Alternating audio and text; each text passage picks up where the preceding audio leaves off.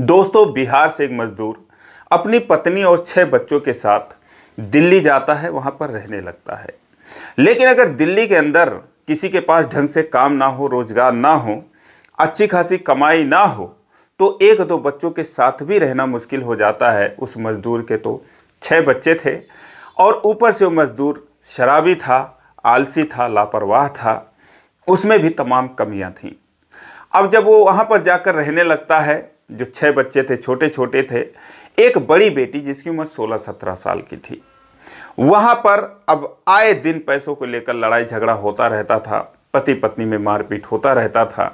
वो बच्चे जो थे उन पति पत्नी के बीच में पिसते रहते थे और सारी वजह जो थी झगड़े की वो था पैसा। अब जो लड़की थी वो सोचती है कि काश मैं कहीं से कुछ कमा कर ला पाती और इस रोज रोज के कर्कश को मिटा पाती, इस कलेश को मिटा पाती। काश मैं अपने जो छोटे छोटे उसके भाई बहन थे उनकी मदद कर पाती। दोस्तों, यही सब सोचकर वो काम की तलाश में बाहर निकलती है। अब दोस्तों, उसे काम भी मिला, पैसे भी मिले, लेकिन हर रोज उसके साथ जो कुछ होता था, एक बहुत ही दर्द भरी कहानी है। आइए जानते हैं पूरी कहानी इस वीडियो में। लेकिन वीडियो में आगे बढ़ने से पहले बस वही रिक्वेस्ट कि वीडियो को लाइक कर दीजिए, चैनल को भी सब्सक्राइब कर लीजिए ताकि मेरा हौसला बढ़ता रहे। दोस्तों, एक कहानी है दिल्ली के उस्मानपुर की। एक महिला अपने 6 बच्चों के साथ थाने पहुंचती है और वहां पर रोते बिलखते हुए इंस्पेक्टर के सामने रिपोर्ट लिखवाती है, शिकायत करती है कि जो उसका पति है वो उसे रोज रोज मारता है, शराबी है, काम नहीं करता है। मैं 6 बच्चों को लेकर कहाँ जाऊं। वो पिछले 2 महीनों में 2-3 बार उस थाने पर जा चुकी थी। अब जो इंस्पेक्टर साहब थे वो कहते हैं कि तुम रोज रोज यहाँ पर चली आती हो और तुम्हारे 6 बच्चे हैं, अकेला कमाने वाला दिल्ली जैसे शहर में तुम लोगों का पेट कैसे भरेगा। तो तुम भी कोई काम धंधा करो, खाली बैठी रहोगी तो घर पे झगड़ा ही करोगी और कुछ तुम भी मदद किया करो। मान लिया पति तुम्हारा शराबी है, निकम्मा है, तुम भी कुछ कर सकती हो। अगर ऐसी बात थी तो तुम गांव में ही रहती। लेकिन वो कहती है कि गांव में तो एक भी पैसे नहीं देता था और वहां तो सास ससुर जीने नहीं देते थे। इसी से तंग आकर मैं जो है उसके साथ ही यहाँ पर चली आई। अब इंस्पेक्टर साहब उसको समझा बुझा कर वहाँ से रवाना कर देते हैं।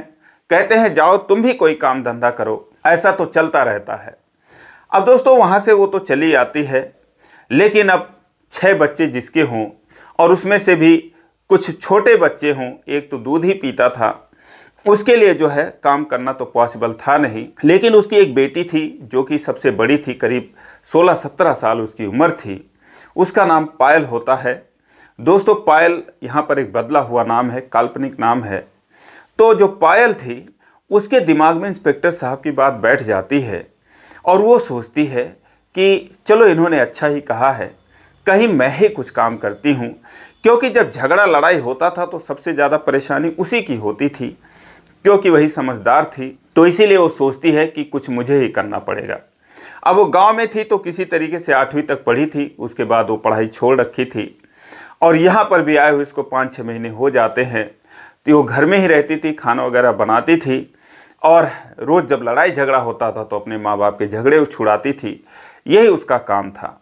अब दोस्तों, पायल को रहते हुए 5-6 महीने दिल्ली में बीत चुके थे। तो वो जो है काम की तलाश में इधर उधर निकलती है और यहाँ वहाँ पूछती है, दुकानों पर पूछती है कि कोई काम है क्या, कोई काम है क्या। तभी एक घर में पहुँचती है। एक व्यक्ति वहाँ पर, करीब उसकी उम्र 35 से 40 साल की थी, उसका नाम मनीष होता है।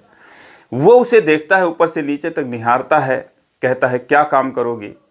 पायल कहती है कि कोई भी काम कर लूँगी, बस पैसे मुझे मिलने चाहिए, पैसों की बड़ी परेशानी है। मनीष उसके बारे में पूछताछ करता है, उसके बाद कहता है ठीक है, तुम मेरे घर में आ जाओ, मुझे तुम्हारी ज़रूरत है और क्या क्या काम है वो मैं तुम्हें समझा देता हूँ। वो उसे अपने घर में बुला लेता है और उसके बाद तो कहता है कि पहले तुम मेरा सर दबा दो, मेरा सर दर्द कर रहा है। वो दोस्तों उसका सर दबाने लगती है। वो उससे बातचीत करते करते पता लगा लेता है कि इसका बाप शराबी है, इसके इतने भाई बहन हैं, ये मजबूर है और इसीलिए जो है ये एक आसान शिकार बन सकती है। अब मनीष जो है आधे घंटे में पायल के बारे में सब कुछ पता कर लेता है। उसके बाद उसे 500 रुपये देता है और कहता है कि ठीक है तुम आज जाओ, लेकिन किसी से कुछ बताना मत कि तुम कहाँ काम करती हो, क्या काम करती हो। कहती है ठीक है।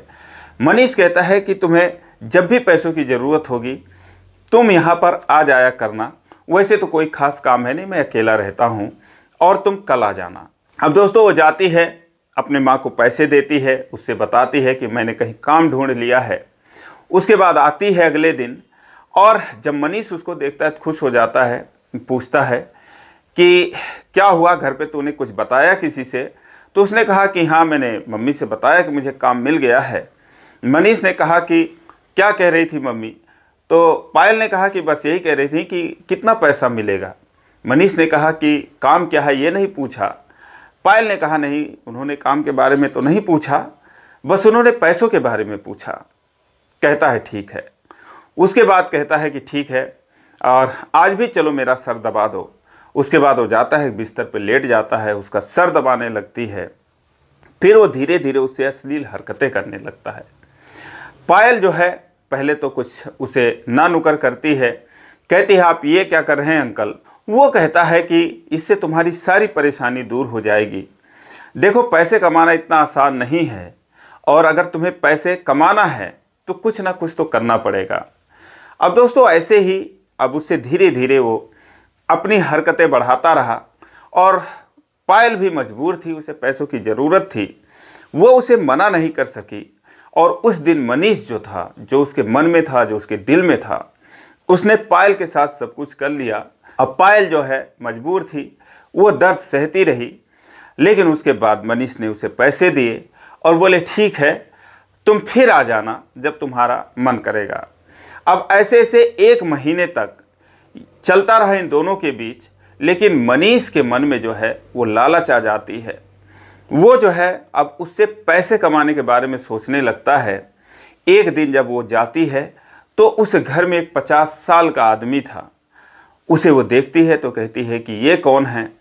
मनीष कहता है कि ये भी तुम्हें पैसे देंगे। तो पायल चौंक जाती है, कहती है कि नहीं, मैं ये नहीं कर सकती, और ये मत आप सोचना कि ये जो मैं करती हूँ मुझे अच्छा लगता है, बस ये मेरी मजबूरी है, मैं पैसों की वजह से ये करती हूँ।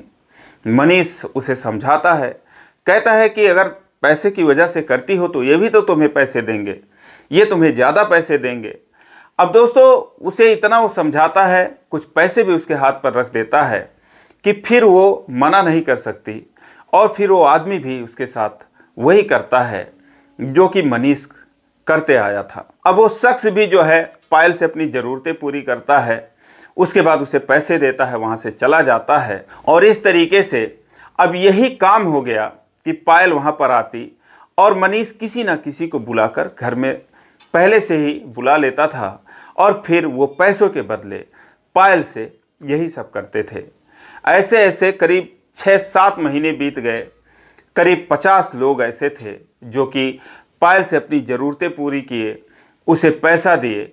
अब धीरे धीरे जो है पायल को ये सब आसान लगने लगा, क्योंकि उसे पैसे मिलते थे और इससे उसके परिवार की ज़रूरतें पूरी होती थीं। घर में जो लड़ाई झगड़ा था वो अब कम हो गया। उसके माता पिता खाने पीने में मस्त रहते थे। हालांकि उनको भी पता चल गया कि उनकी बेटी बाहर जाकर क्या काम कर रही है, लेकिन अब पैसों को देखकर उनका भी ज़मीर मर चुका था, और वो जो है उन्हें कोई फर्क नहीं पड़ता था। धीरे धीरे जो है पायल जो थी अब खुद ही ऐसे लोगों को ढूंढने लगी कि जिनको उसकी ज़रूरत थी। उसे पता चला कि जो मनीष था वो काफ़ी पैसे लोगों से लेता है और फिर उसका यूज करता है। फिर उसने उससे भी किनारा कर लिया, और उसके बाद फिर वो खुद ही ये काम करने लगी, और ऐसे ऐसे 2-3 सालों तक उसने काम किया। उसके परिवार की स्थिति सुधरती गई, लेकिन उसका जो बाप था, जो उसके पिता थे दोस्तों, उसने जो उसकी शराब की लत थी उसको और उसने बढ़ा लिया, और एक दिन ऐसा हुआ कि उसकी मौत हो गई। अब दोस्तों जब पायल के पिता की मौत हो गई तो उसने अपने माँ को अपने गांव भेज दिया, बिहार भेज दिया, और बोली कि मम्मी तुम वहाँ पर जाओ, इन लोगों को देखो। जो उससे छोटी बहन थी उसकी भी शादी करने की उम्र हो गई थी। वो कहती है कि जाओ तुम इसकी शादी करो, और जो 3 भाई थे और उसकी एक और बहन थी, इनको जो है स्कूल में डालो। मैं यहाँ से पैसे कमा कर भेजा करूँगी। दोस्तों 2-3 साल उसने ऐसे ही काम किया और फिर एक दिन वो दिल्ली के सबसे बड़े रेड लाइट इलाके में जीबी रोड में पहुँचती है। वहाँ पर एक कोठे में जाती है और पिछले 5 सालों से भी वो वहीं पर रह रही है, काम कर रही है। उसकी बस एक ही तमन्ना है कि उसकी ज़िंदगी भले ही बर्बाद हो गई है और उसने जो भी किए हैं उसे खुद नहीं पता कि उसने गलत किया है या सही किया है। उसे किस्मत का खेल कहें या माँ बाप की गलती कहें, क्या कहें, उसे खुद नहीं पता। लेकिन उसकी बस एक ही तमन्ना है कि उसका जो परिवार है उनका फ्यूचर जो है वो बेहतर हो सके। तो दोस्तों ये रही पायल की कहानी। वो सही कर रही या गलत कर रही है, आप कमेंट में ज़रूर बताएं। और अगर ये कहानी अच्छी लगी हो तो वीडियो को लाइक नहीं किया तो लाइक कर दीजिए, चैनल को भी सब्सक्राइब कर लीजिए इसी प्रकार की कहानियों के लिए। फिर मिलेंगे अगले वीडियो में, तब तक के लिए जय।